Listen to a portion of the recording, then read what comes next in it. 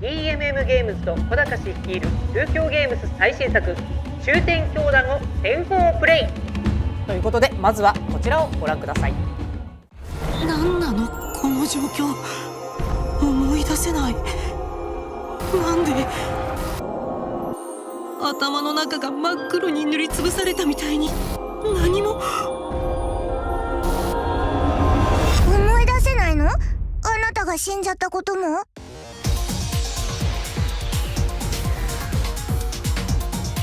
君は神の力によって命の猶予を与えられたんだよ。神の試練をクリアすれば君は本来の君として復活し、記憶も元に戻るだろう。神の試練って何をすればいいんですか？じゃあ姫がズバリ教えてあげる。レイちゃんを殺した犯人に罪の告白をさせるのよ。手っ取り早く結論を出そう。この中に教祖を殺した犯人がいる？私が犯人だったら完全犯罪を成し遂げてるさ。犯人探しの余地さえ与えずにね。教祖不在の今こそ俺たちがきっちりしなきゃなんねえだろ。俺たちの今があるのは教祖のおかげだ。つまりここにいる幹部全員が最重要容疑者なんだよ。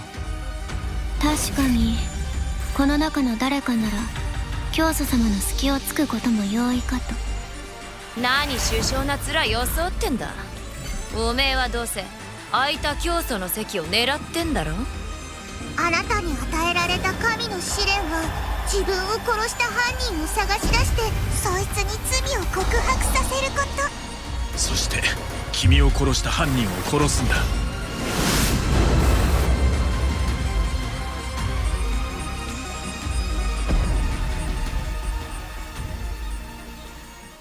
まずは番組も始まったばかりなので主人公とストーリーを紹介いたします。雑賀さんお願いします。はい、主人公は私が演じるしもべレイです。仮の体で蘇った終点教団の教祖、神の力なる奇跡によって復活を果たしたが殺害される前の記憶を全て失っている。しもべレイは自分が教祖であることを隠すための仮の名前。真の復活を遂げるために自分を殺した犯人を突き止めて罪の告白をさせなければならない。与えられたタイムリミット4日後の夜明けまでにということでございます。はい、ありがとうございます、はい、という結構いきなり情報量多い感じなんですけど、まずちょっと冒頭のトレーラー含めて小高さん、中澤さんからポイントをお聞きしたいなと思うんですがいかがでしょう。このゲームの物語の冒頭はまず主人公であるしもべレイが、死ぬところからスタートします。そしてこうなぜか蘇ってで自分がこの終点教団という教団の教祖であるということを教えられて、ただその時の記憶が全くないので、自分を取り戻すために自分を殺した犯人を探す。誰が一体なぜ教祖を殺したのかという、そういうのを追っていく、サスペンスの、物語になってます。その、5人の、教団幹部の容疑者を、追い詰めるために、5つのシナリオが、分岐するんですけども、ゲームシステムもシナリオと同じように分岐するっていうマルチジャンルアドベンチャーというゲームが終点教団になります。はい、なかなかいろんな気になるワードがあるんですけど、神の試練、例も言ってましたけど、神の試練って一体何なんですか。神の試練は何なんでしょうねっていうぐらい、プレイヤーもよく分かってなくて、プレイヤーっていうか主人公のしもべレイも全然分かってなくて、しもべレイをアシストするために天使と呼ばれるヒメルとミコトルの2人が現れまして、でその2人から神の試練をクリアすればあなたは教祖として元に戻れますよということを言われて、もうわけわかんないけどもうやるしかない。ただその不思議な力もでもこの終点教団というそのなんですか、教団のオカルティックなことだったらあり得るのかもしれないみたいな形でしもべレイはその神の試練に取り組んでいくというか、なんか納得できなくはない感じで犯人探しするかみたいな、そういう感じに。そうですね、はい、だから天使というのも分かんないし神の試練というのも分かんないけど、それが終点教団なのよって言われてしまえばもうそれまでみたいな。はい、はい、というわけで実際にこれ雑賀さんに先行プレイをしていただいて、その神の試練に挑戦していただいて犯人を探してもらおうと思います、はい、というわけで改めて出演者を紹介しようと思います。では、皆さんこんにちは。ゲーム終点教団しもべレイをやらせていただいております雑賀美月でございます。東京ゲームズの小高和孝です。終点教団の企画原案とシナリオを担当してます。よろしくお願いします。東京ゲームズの中澤です。終点教団のディレクターと一部のシナリオを担当いたしました。よろしくお願いします。DMM ゲームズの稲垣です。本タイトルのプロデューサーをしております。よろしくお願いします。お願いします。はい。そして進行を務めますファミ通編集長の三川です。お願いします。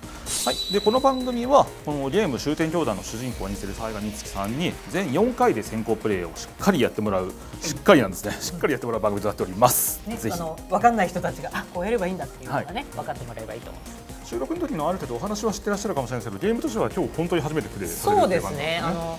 キャラクターすらも初めましてのビジュアルの方々とか、声も初めましてな方々がほとんどなので、やっぱりレイちゃんだけ分かってたんで、はい。でこのゲームをプレイした後には東京ゲームズや DMM ゲームズスタッフに終点教団について語っていただくというところもありますので、そちらもご覧ください。はい、ゲーム終点教団は9月5日発売予定、現在絶賛予約受付中です。この動画を見た方は絶対予約をしていただけると嬉しいなと思います。お願いします。終点教の教祖を殺した犯人は、これもうプロローグの時点でまず犯人当てをさせられる、なるほど、そうですよね、よくわかんないうちにとりあえず選べと、とりあえず、はい、これ今ちょうど神の力をなるほど使って、そうすると主人公のしもべレイは神の力っていうのを使えるので、それをこう発動画面ですね。なるほど。はい、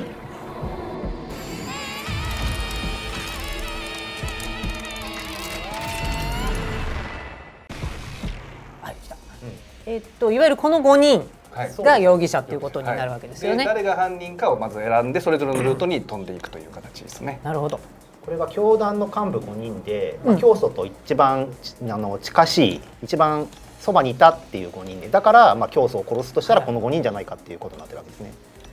もう全員怪しいしかないですよね。容疑者だからそうなんですけど、全員怪しい上にまだあんまり知らないんですよ。そうなんです。一番最初だから特にそうですね。天使2人は、あなたは神の力が使えるから間違いなく犯人は当てられるって断言されるんですよ。これ可愛いですね。これ可愛いです。確かに。なんかちょっと怪しいですし、かっこいいですし、なんか日本っぽい。とりあえずは一番こっち側にいるんで、ね、この人にしたらいいかなと。選ぶとこんな風にどんなこれからお話が出るかとか、どんなことを遊ばされるかとなんとなく伝わるので、ちゃんと書いてくれてるんですね。別にそうです。これでなんか嫌だなと思ったら別に変えてもいいし。なるほど。でこの推理アドベンチャーちょっと今はって思ったら別の後にしようかなと思ってもいいし、やろうと思ってもいいし。こういうことですね。で間違いないですかね。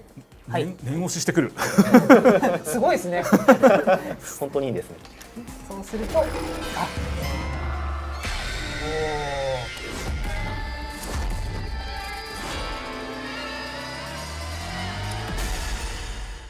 雑賀さんが選んだ犯人は法務省の犬神キシルですね。キシルって読むんですよ皆さん。はい、ちょっとどんなルートなのか映像がありますので見てみましょう。推理アドベンチャー。とある資産家の遺言状をめぐって陰惨な連続殺人の幕が上がる。手に入れた証拠を組み合わせて殺人犯を突き止めろ。というわけでちょっとゲーム数のところからになるんですけど、中澤さんどんな状況なのか教えていただけますか。はい、先ほど選んだ犬神キシルに、お話を聞こうと、追っていきましたら、いろんなことがありまして、彼が、関わっている遺産相続の、問題に関わることになりまして、遺産相続といえば殺人というつきものですけども、本当に人が殺されてしまって、その殺人事件を解かなきゃいけないっていう立場になります。犬神への尋問もいろいろうやむやになってしまったので、とにかく彼に話を聞くためにもこの事件を解くしかないという状況です。飲酒村じゃないですけど、ところ屋敷でこう殺人事件が起こっていくみたいな形で、ここのルートのシナリオを担当しているのは北山武邦さんっていう推理小説家の方で、弾丸論破とかもレインコードとかでもトリックを結構一緒にやってる人がシナリオを書いてるんで、かなり本格ミステリーというか、が出来上がってると思います。さて、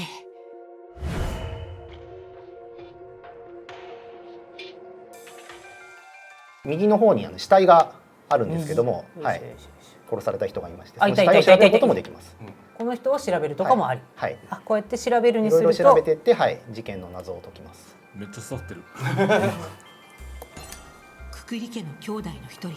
このくくり家っていう、資産家の遺産相続の問題なんですけども、その相続人の一人が殺されたっていう状態です。なるほど。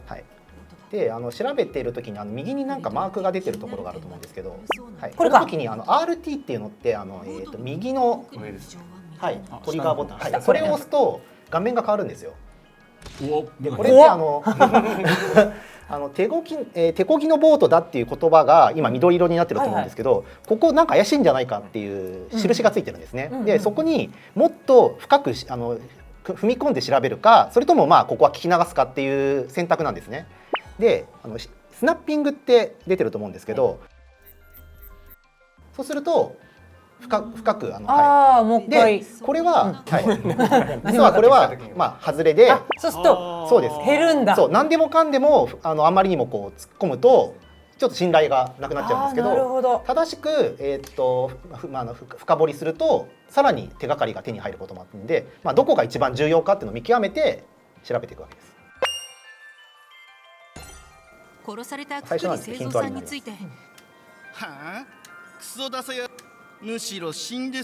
そんな仮にひどいことを言ってると基本的にみんな嫌なやつですだからみんな犯人なるほど。競争殺しとは別の意味で。あなたはいろいろ喋るな。おしゃべりだ。本当にバカだぜ。なんか出ますけど、これとかですよね。引っかかって朝っぱらから出かけたって言って親と思うか聞き流すか。なるほど。でやるなら A ボタンを押すと、なんか出た。これは成功です。その成功マークがパチンってやるんですね。なるほど。指を鳴らすみたいな。なのでスナッピング。ああ、そういうことか。なるほどです。それは何時？今さらに話を聞いたことで、もっと詳しい情報が出ましたと。殺された被害者が何時に朝を出たっていう目撃証言が手に入りました。これで今捜査進捗が上がったと思うんですが、こんな感じで、正しい情報を集めていくっていう。なるほど。この事件を通して、例としては犬神が犯人だっていう証拠をつかみたいから協力してるみたいなところもある感じですね。まさか私が元だからこの殺人事件を解きながら犬神のいろいろとこう観察するのも一つポイントですよね。本当に犯人かなっていう彼の喋り方とか考え方とか、そうですね、人となりを微妙ですよね。だからこれをどうするかってことですよね。またね。なんか収録の時にいろいろやったけどもうだいぶ薄れてるから。メタ推理。メタ推理、確かに。なんだろう、これはだから例えばそうやったらこれしておいて、でこうか。合ってるんだ。増やしました。製造さんはどうして普段何らかの理由が犯人によってボートに乗った死体。この事件に関しては犬神はパートナーですね。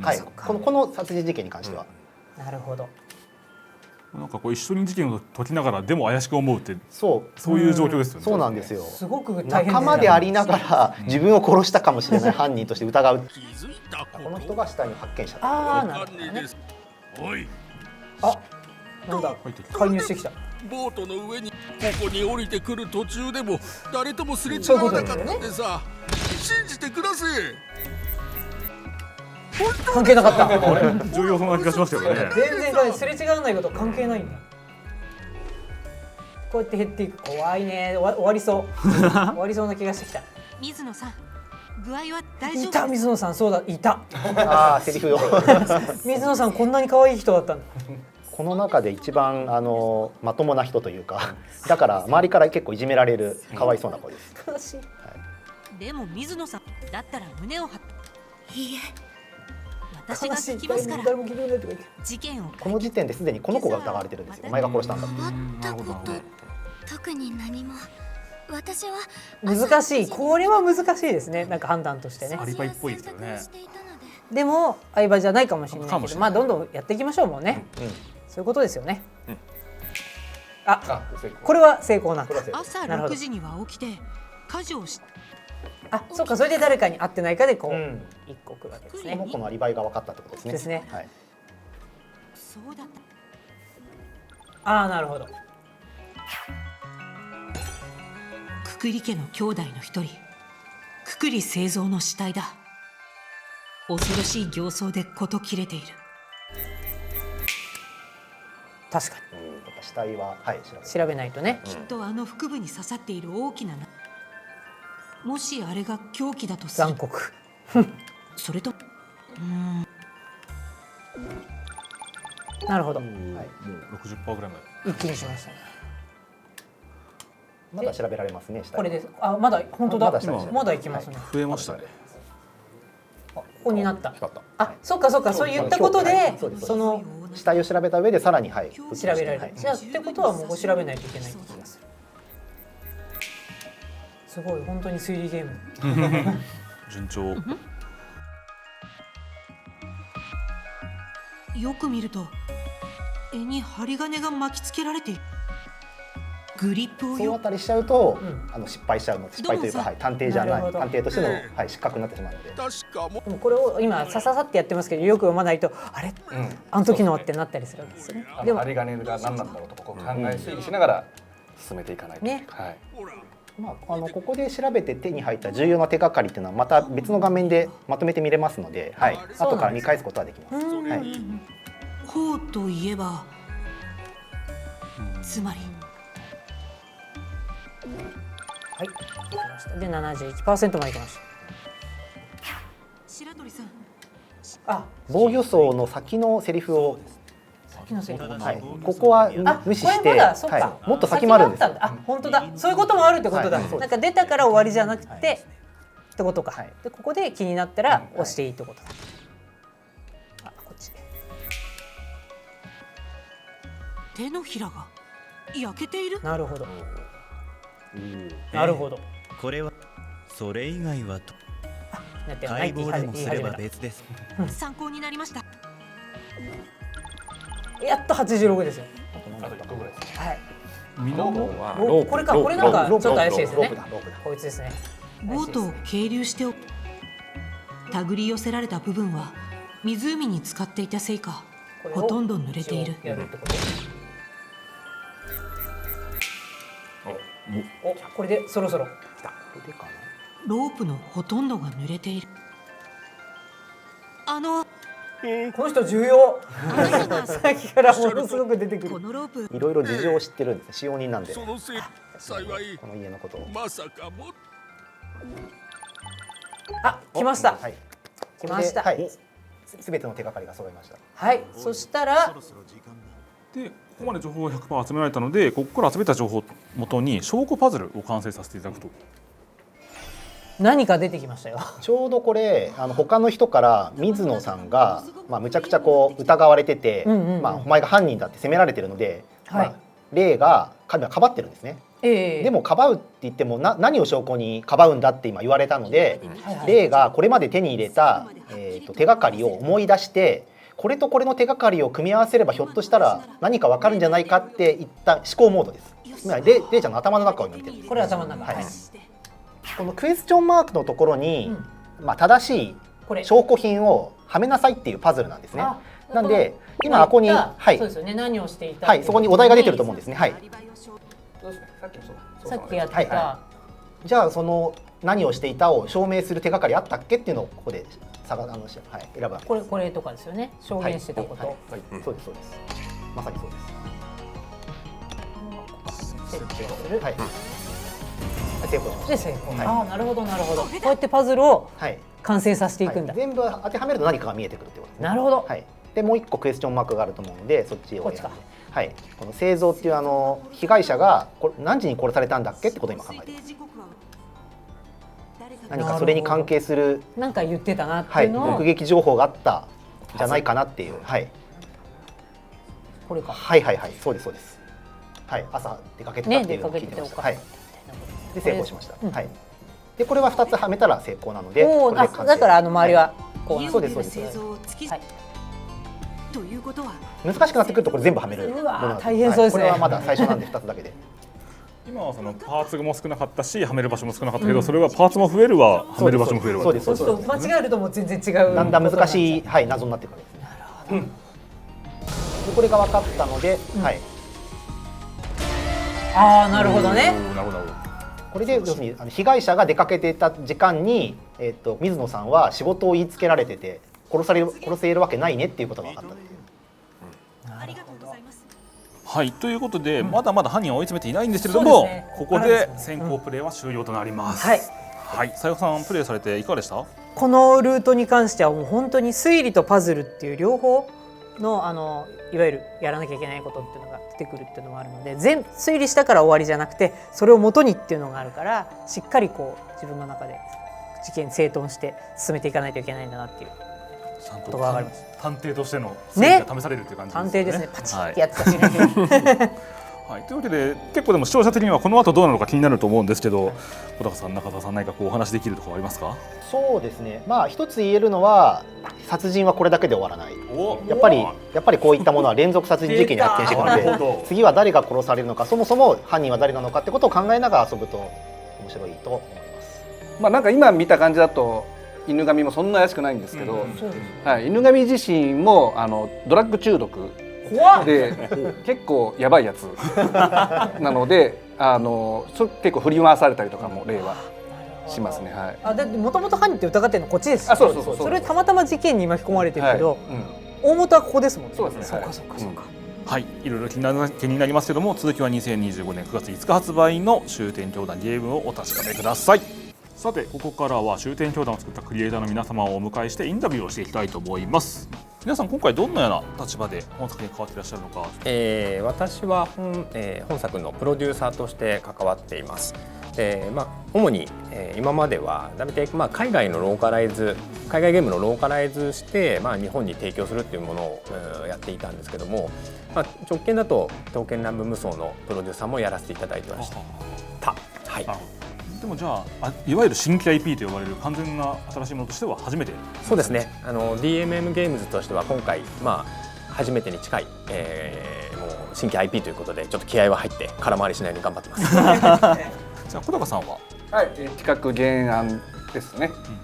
まずこういうゲームでこういうストーリーでみたいなところと、全体の物語と各ルートで大体どういうことが起きるみたいなのを書いて、でその中の一部は僕自身も書いて、で他のルートは他のルートのライターに任せてっていう形で、ディレクション自体は中澤に結構任せて、やってきました。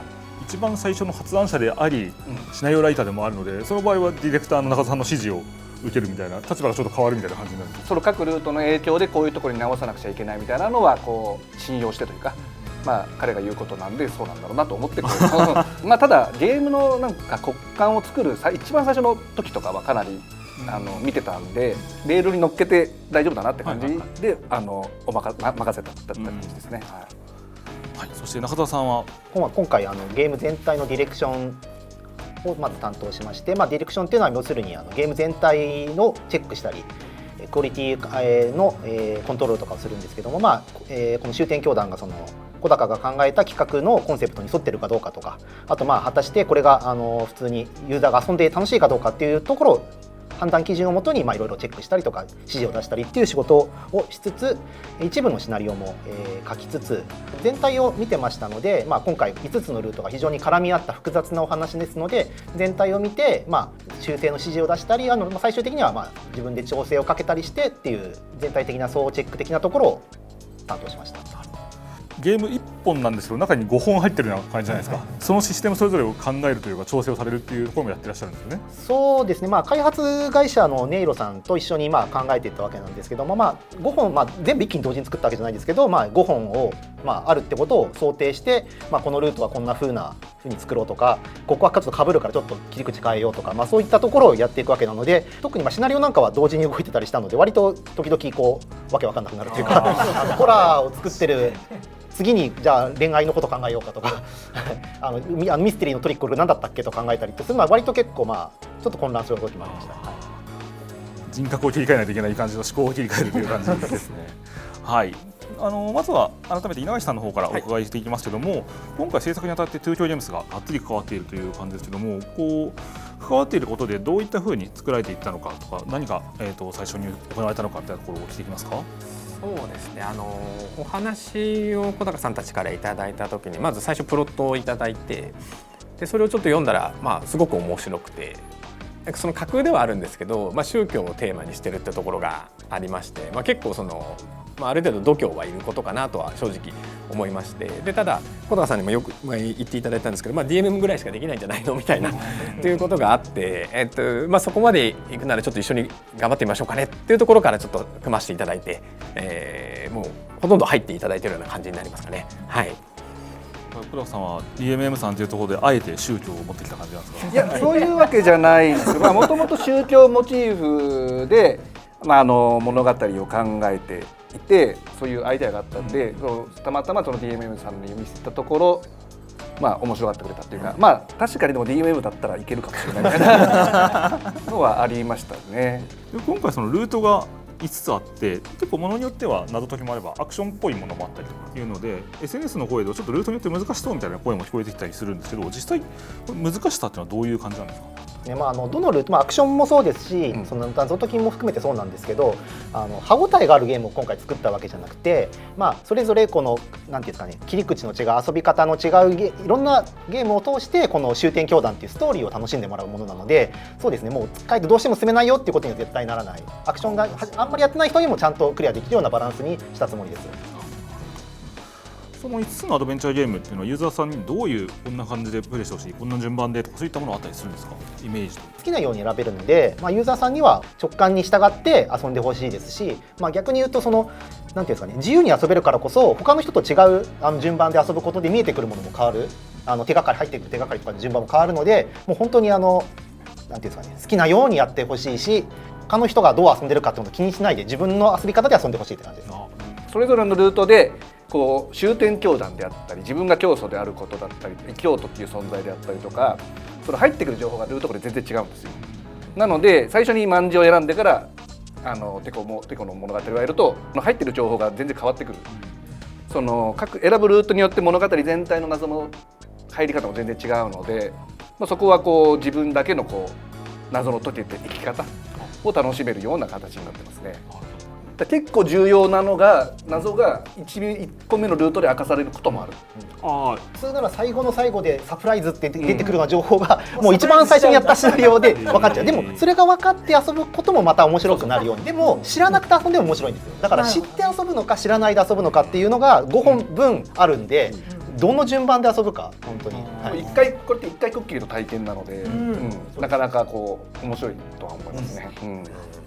同じシナリオを人によって順番によって印象は全然変わってくる。全然違うと思います。終点教団とは何なんだっていうのがもしかしたら分かっちゃうかもしれない。いきなり最初いきなり。なるほど。最後で分かる場合もあって、それの場合はサプライズというか、どんでん返しみたいな感じるんだけど、逆に一発目で分かっていくと、終点教団ってこうなんだよなと思いながらプレイしていくの楽しみもあるという。最後までやった後も2周目が楽しめるというか、そうだった、こうだからこうだったんだみたいなことが、周回を重ねると見えてくるというのもあります。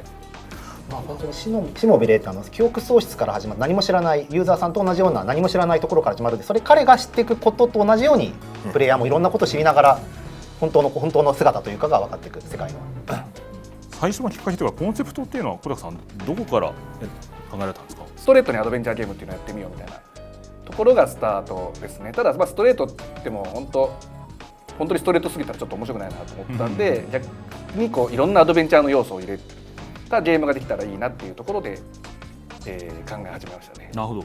アドベンチャーゲーム好きであればにやりとするというか、あれが入ってるとか、こんな演出が入ってるとか結構あると思います。アドベンチャー愛に本当に溢れてるというか。逆にアドベンチャーやったことない人でも入り口になるっていうか、推理アドベンチャーこういうのあると面白いじゃんっていう、そこからいろんな推理アドベンチャー始めてもいいかもしれないんで。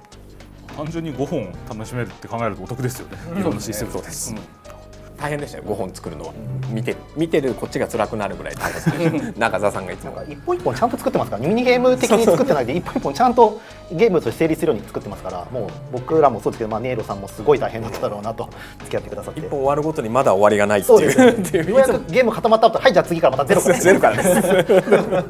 で、あとは気になるのはキャッチコピーにハッピーニューエンド良い終焉をという言葉があるんですけど、これはどんな意味があるのか小高さんお聞きしてもよろしいですか？